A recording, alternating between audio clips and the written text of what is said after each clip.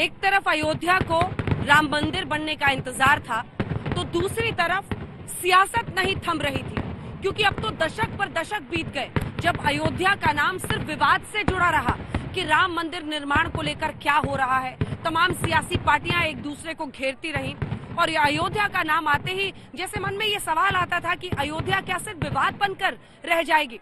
लेकिन उसके बाद से बदलाव हुआ जब यहाँ दीपोत्सव की शुरुआत हो गई। तो क्या दीपोत्सव ने नए सिरे से अयोध्या को रोशन किया है?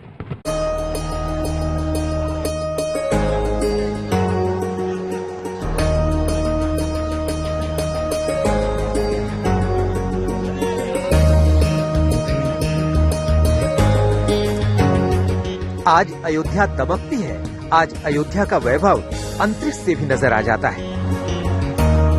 श्री राम की जन्मभूमि अयोध्या आज आस्था की रोशनी में सराबोर दिखती है। आज के अयोध्या की एक झलक है नैनाभिराम।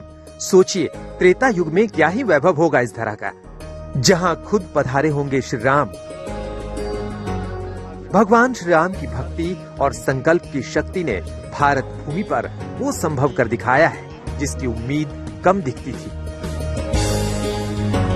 अयोध्या, जो भूमि हिंदुस्तान की सनातन परंपरा, आस्था, भक्ति, श्रद्धा, विश्वास और मर्यादा का स्रोत रही है, वो माटी जहां कभी प्रभु राम पधारे थे, उस पावन भूमि को भुलाया जा रहा था।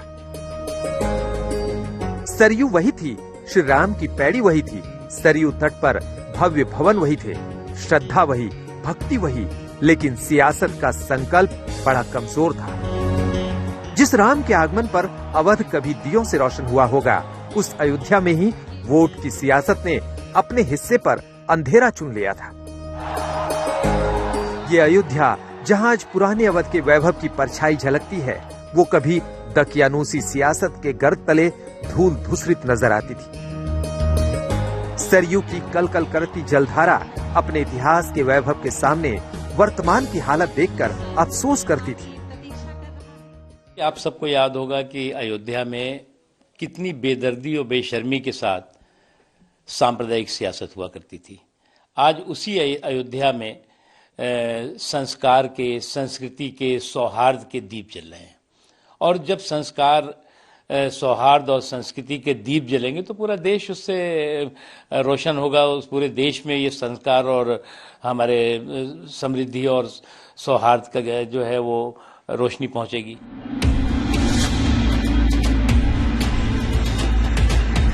अयोध्या के नाम और श्री राम की पहचान वाले हिंदुस्तान राष्ट्र की संस्कृति, परंपरा और पर्व त्योहार को लेकर क्रांतिकारी बदलाव तब शुरू हुआ था जब उत्तर प्रदेश में योगी आदित्यनाथ की सरकार आई थी। वर्ष 2017 में पहली बार उत्तर प्रदेश के मुख्यमंत्री योगी आदित्यनाथ ने श्री राम के पावन भूमि अयोध्या में भव्य दीपोत्सव की शुरुआत की थी। सरयू के इसी तट पर पहली बार 1,87,000 दीपों की रोशनी जगमगा उठी।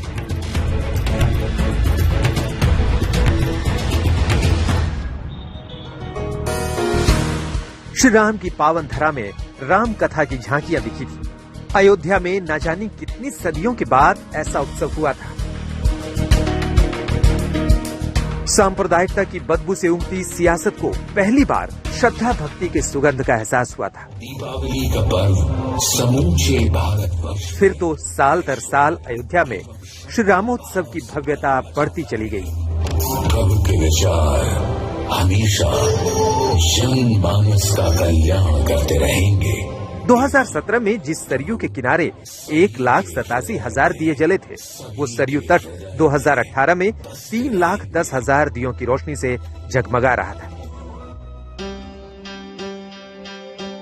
श्री राम की पावन भूमि पर आस्था का वैभव दोबारा से दमकने लगा तो उसकी रोशनी दुनिया भर तक फैलने लगी और असर हुआ कि अयोध्या से वंश का रिश्ता रखने वाली दक्षिण कोरिया की प्रथम महिला अवध धाम पहुंच गई।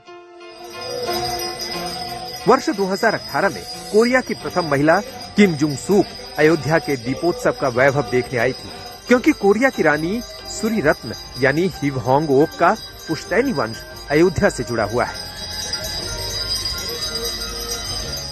हर गुजरते साल के साथ अयोध्या में दीपावली के मौके पर मनाए जाने वाला दीपोत्सव अपने भव्य से भव्यतम स्वरूप में दिखाई देने लगा। वर्ष 2019 में अयोध्या के सरयू तट पर 5 लाख दिए जलाए गए, तो कोरोना के अंधकार काल में भी सरयू का ये किनारा 5,51,000 दियों की रोशनी से जगमगा रहा था।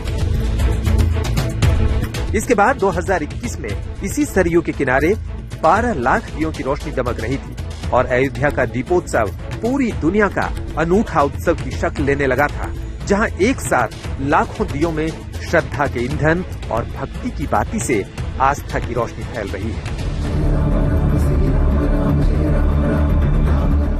अयोध्या से श्वेता सिंह, अंजना ओम कश्यप, समर्थ श्रीवास्तव, अशोक सिंघल और अभिषेक मिश्रा के साथ आज तक ब्यूरो।